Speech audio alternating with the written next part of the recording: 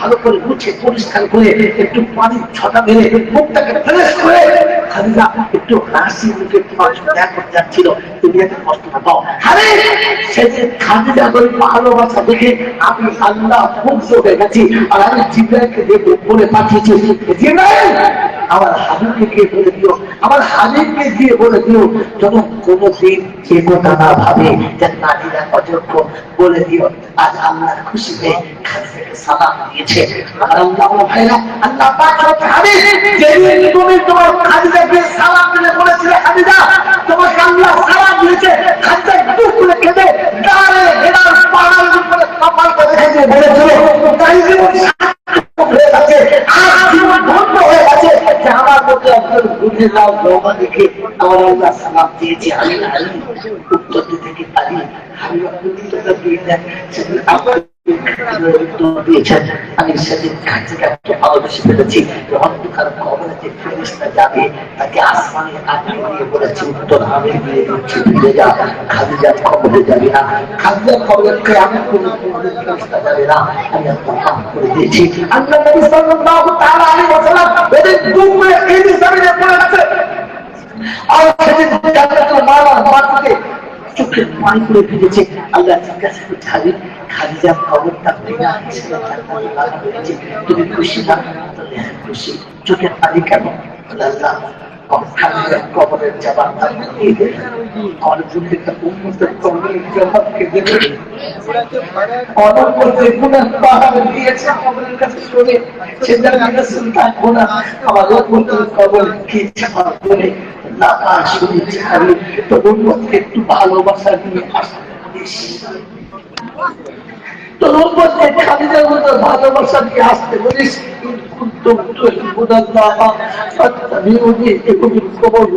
আমি তাকে মাহবুব বানিয়ে দেবো আর খাদিজার কবরে আমি আল্লাহ তার নিরাপত্তা দিয়ে দেবো।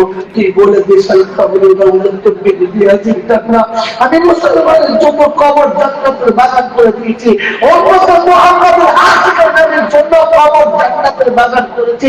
ও যখন কবরে শোয়ে জান্নাতের বিছানা বিছিয়ে দেবে, ডান দিকের মাটি সরে যাবে, জান্নাতের হাওয়া আসবে, পায়ের দিকের মাটি সরে যাবে, মদিনা শরীফ থেকে রাসূলের জিয়ারত হবে, সামনে এসে রাসূল দাঁড়াবে, ফেরেশতা জিজ্ঞাসা করবে মান হাযা রাসূল, এই ব্যক্তি কে? মাইকে কবরের সামনে নিজের চেহারার সঙ্গে নবীর চেহারা মিলিয়ে দেবে। ওই মুসলমান আল্লাহর নবী বলেছিলেন আল মুমিনুনা রাসূল মুমিনিন, একটা মুমিন আর মুমিনের তো ভাই না, ওই নিজের চেহারা নবীর চেহারা আবার দেখতে পাবে। আল্লাহ কি বলবেন নবী আসসালামু আলাইকুম ওয়া রাহমাতুল্লাহি ওয়া বারাকাতুহু, সেদিন রাসূলের দিদারে সালাম দিয়ে ফেরেশতা আল্লাহু কালামের পাশাপাশি যেমন ঘুমিয়েছিল ওই রকম ঘুম পড়ে দাও আর কিয়ামতে তুলে সালাম দিয়ে জান্নাতের বাজার দেখে নাও, জান্নাতের দিকে দেখে নাও।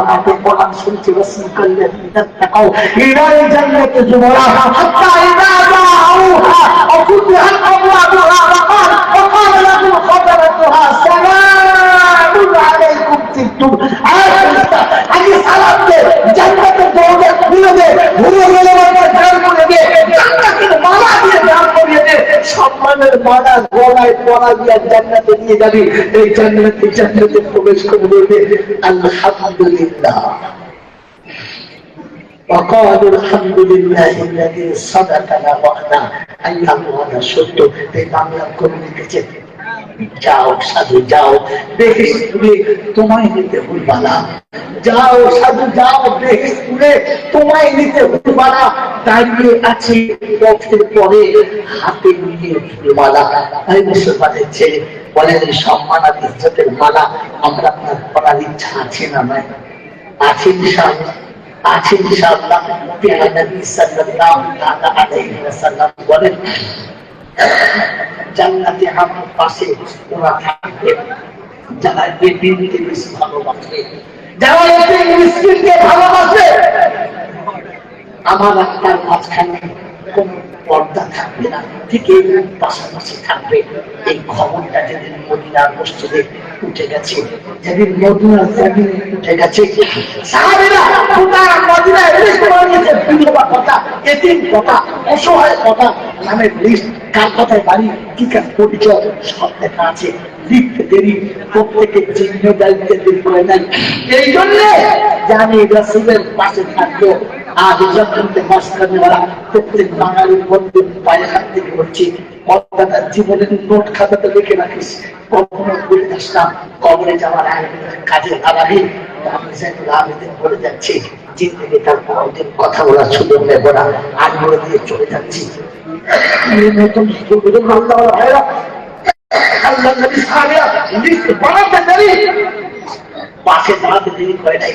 হযরত ফারুক ঘর থেকে ছুটতে ছুটতে আসছেন, একটা বিধবাকে কিংবা একজন জানি হবো, এসে দেখে পুরো খাতা একেবারে ভুল হয়ে গেছে, মনটা খুব মরা, চেহারাটা বড় মলিন, কেমন যেন একটা উদাসীনতা ভাব। আমি রাসূলের পাশে থাকবো, তার জন্য আমার একটু জায়গা হবে না, আমার একটা নাম হবে না, অপেক্ষা করে দাঁড়িয়ে আছে। আমার একটা সুযোগ এলে কি বলতাম, আলহামদুলিল্লাহ বেঁচে গেছি, আগে তো আল্লাহ সবাই নিয়েছে। হ্যাঁ না বলে আমি তো খালি ইয়ে দিয়ে কথা বলেন নাই। যে মসজিদে নামাজ পড়ি, যদি দেখে 5টা মুসাফির এসেছে, আর ইমাম সাহেব নামাজ পড়ি বলবে ভাই বাইরে 5টা খাবার ব্যবস্থা করুন, মুসলিমদের সুন্নত করবে, সব পালাবে, কারণ থাকলে ভাব চাই। এটা আমাদের সুন্নাত, এটা আমাদের সুন্নাত, কোরআন নবীর সুন্নাত। আল্লাহ নবী সাল্লাল্লাহু তাআলা আলাইহি ওয়াসাল্লামের এই সুন্নাতের কথা শুনে মনের মনটা খারাপ, যে আমরা সুযোগ পেল না, আমি রাস্তা পাবো না, আমার জীবনে হবে না। ঠিক নিচে তাকিয়ে রেখে শুরু করে হালকা বারিক ভাবে একটা নাম লেখা আছে, বিধবার পাশে কোনো নাম নেই। খুশিতে চেহারা খুলে গেছে, আর বড় আনন্দের সঙ্গে মনে করে আলহামদুলিল্লাহ রাস্তা পেয়ে গেছি। দেখলেন এক বিধবার নাম, এক বিধবার নাম ফজরের নামাজ পড়ে ভাই নকশা নোট করবেন, আগে বলেছেন নকশা নোট করবেন। ফজরের নামাজ পড়ে টুক টুক টুক করে বাহির করলেন, ওই বিধবার বাড়ির কাছে ঠিকানা লেখা আছে, পরিচয় দেওয়া আছে। পৌঁছে গেলেন, গিয়ে দেখলেন একটা বাড়ি, গ্রামের ক্লাস শেষের দিকে একেবারে ভাঙা চলে বাড়ি পাওয়া গেল। কে ডাক দিচ্ছেন, কে ডাক দিচ্ছে,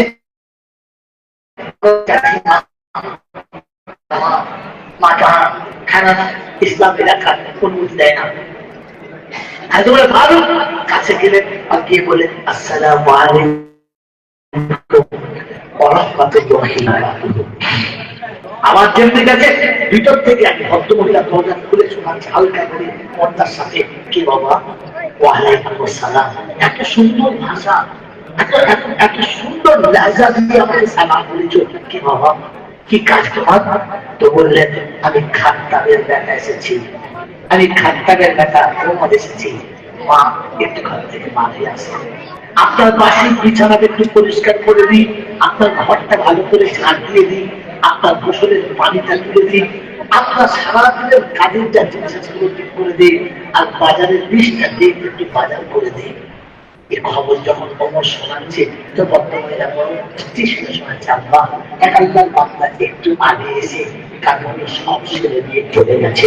ওমরের মনটা বড় বলি, কালটা পেলাম হাতছাড়া হয়ে গেল, ছুটে মদিনা কষ্ট এসেছে, এসে দেখতে নাম কিন্তু লেখে নাই, খালি আছে।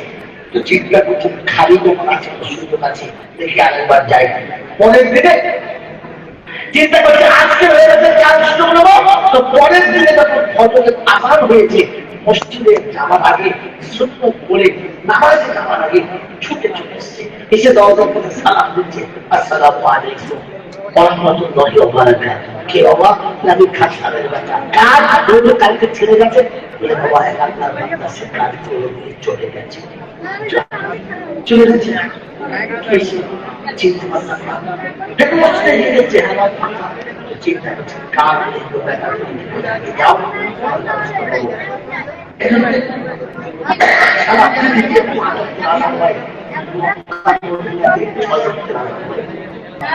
ফজরের নামাজের 1 ঘন্টা পূর্বে চিন্তা করছে দেখবো কাল আমার আগে যাবে, এমনি তার জন্য আজাদ হয়ে গেছে, সঙ্গে সঙ্গে মোবাইল একেবারে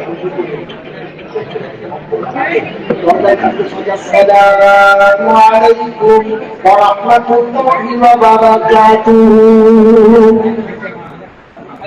তখন অন্ধকার অন্ধকার ভাব, ভিতর থেকে শোনাচ্ছে ওয়ালাইকুম আসসালাম। কি আব্বা জান? বলে মা আমি খাতাবের ব্যাপার এসেছি, 2 দিন কাজটা পাই নাই, ফেল করেছি, আজকে কাজটা করবো, আর আমাকে কাজ পেতেই হবে। আপনি সরে আসেন, আপনার সংসারের যতগুলো কাজ আছে সব ছেড়ে দেব। বন্ধ করে শোনাচ্ছেন বাপ, আশা করে এসেছো বটে, কিন্তু এরপর লাগে সব করে দিয়ে আপনার বান্দা চলে গেছে, আর কাজের দরকার লাগবে না। তোমার কাজু বাবা করে দাঁড়িয়ে গেলেন, ফজর নামাজ পড়ে এসে পেলাম না, ফজরের আগে এসে পেলাম না, তাহাজ্জুদ পেলাম না, তাহলে কাজ আর করার দরকার লাগবে না। কে কাজ করে যাই কি দেখতে হবে, চালু হবে না। আমার আল্লাহর নবীর পাশে, মদিনার নবীর পাশে, জান্নাতের নবীর পাশে থাকতে আশা করে এসেছে। কার নাম? ওমরে ফারুক। আল্লাহ নবী বলেন না কানা নবীর বাবু বাকানা ওমর, আমার পরে কেউ নবী হলে ওমর নবী হতো। ওই নবী হওয়ার যোগ্যতা যার কাছে, সে হচ্ছে জান্নাতের নবীর পাশে থাকবে। 3 দিন পর্যন্ত কাজ পায় নাই। চতুর্থ দিনে এশার নামাজ পড়তে মসজিদে পড়ে নিয়ত করেছে, রব্বানা কাজ পাই কি না পাই, করবি না দেখে বাড়ি যাবো। তাই এশার নামাজ পড়ে আর বাড়িতে গেলেন না, বিবির বিছানা ছেড়েছে, ছেলে মেয়ের ভালোবাসা ছেড়েছে, আর আমি শয্যা ত্যাগ করেছে, ফাঁকা মাঠে আড়াল দাঁড়াতে অপেক্ষা করে সারা রাত কাটাচ্ছে। কখন আসে কে আসে দেখতে হবে। রাত যখন গভীর হয়ে যাবে, পৃথিবীর যখন একেবারে স্তব্ধ, আলো বাতাস সব বন্ধ হয়ে গেছে, মানুষ যখন আরামের সন্ধ্যাতে যখন শয্যাশায়ী হয়ে গেছে, ওই সময়টাকে দুর্গম পথে অন্ধকার রাতে খালি পায়ে বিনা আলোতে এক যুবক টুক টুক টুক টুক করে আসে। আমার একবার আসতে দেখো, গেলে তুইকে যেমনি দরজার কাছে এসে আসতে সালাম দিয়েছে, আসসালামু আলাইকুম ওয়া রাহমাতুল্লাহ। অর্থে মহিলা চুপ করে দরজা খুলে দিয়েছে, দরজা খুলে চুপ দিয়েছে। ওমর এসে ছাপ দিয়ে পড়ে যুবককে জড়িয়ে ধরে বলে, মান আনতা, তুমি কে? মুখটা খুলে দেখি, পরিচয় কি? কোথায় বাড়ি? কি তোমার পরিচয়? মুখ যুবক করবে না, কোন মধ্যে মুখটা খুলবে না, ওমর ছাড়বে না।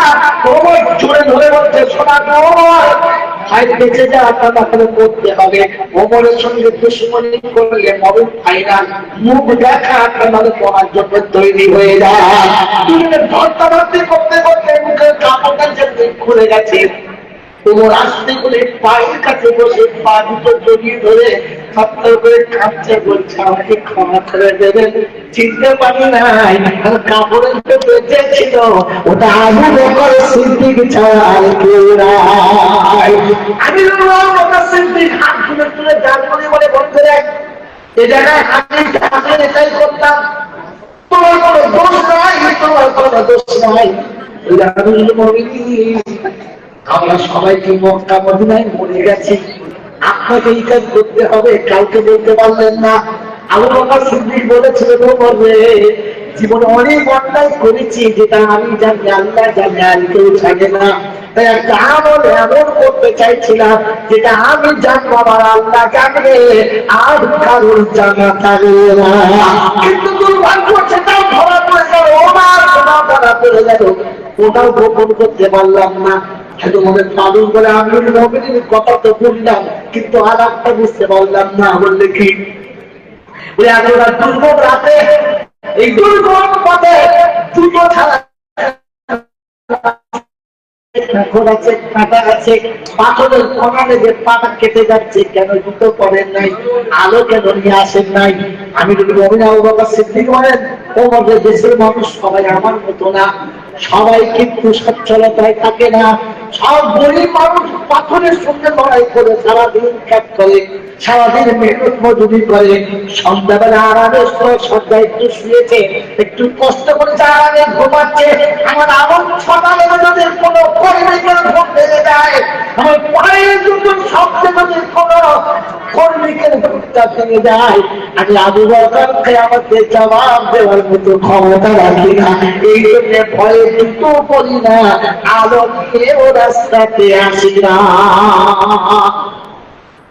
আমার আল্লাহ ভাইরা মনে রাখি, মনে রাখি, যারা আমার কাজের কর্মী, যারা আমার কারখানার শ্রমিক, তাদের ইচ্ছা আমি বিছানায় শোয়ার জন্য, কিন্তু তারা ওই ধুলোর উপরে কারখানার ভিতরে চোখের উপরে শুয়ে ঘুমাচ্ছে।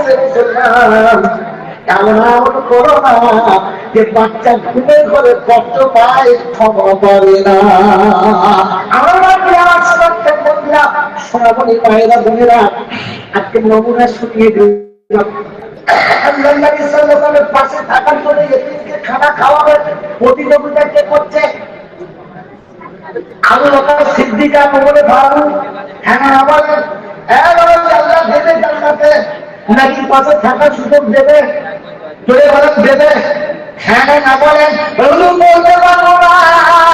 আমি আপনাকে নমুনা শোনাচ্ছি, পয়সা খরচ করাতে পয়সা লাগছে, কাল সকালে যাবো না। এবার আমার নবীর কাছে শুয়ে আছে দুজন, কে কে? আবু বকর আর উমর। আল্লাহ পাক বলে, ও পাবে যে প্রতিযোগিতায় থেকে এতটা সময় দিয়েছো, আবু বকর এই বয়সে তুমি আবু বকরকে ভালোবাসো, কিয়ামতে কখন দেবো তো তখন দেবো। দুনিয়া দেখে নিক, আমি আমার নবীর পাশে থাকার জন্য উমরকে পছন্দ করেছি, আবু বকরকে। সমস্ত যুবকরা ক্ষমতা দিয়েছে, খাওয়াতে, এদিনকে ভালোবাসবে, এদিনের পাশে থাকবে। যেমন কে কে আছে হাত তোলেন, তাড়াতাড়ি দিকে একবার দেখি কাউকে এদিনের সঙ্গে ভালোবাসা রাখার ইচ্ছা আছে।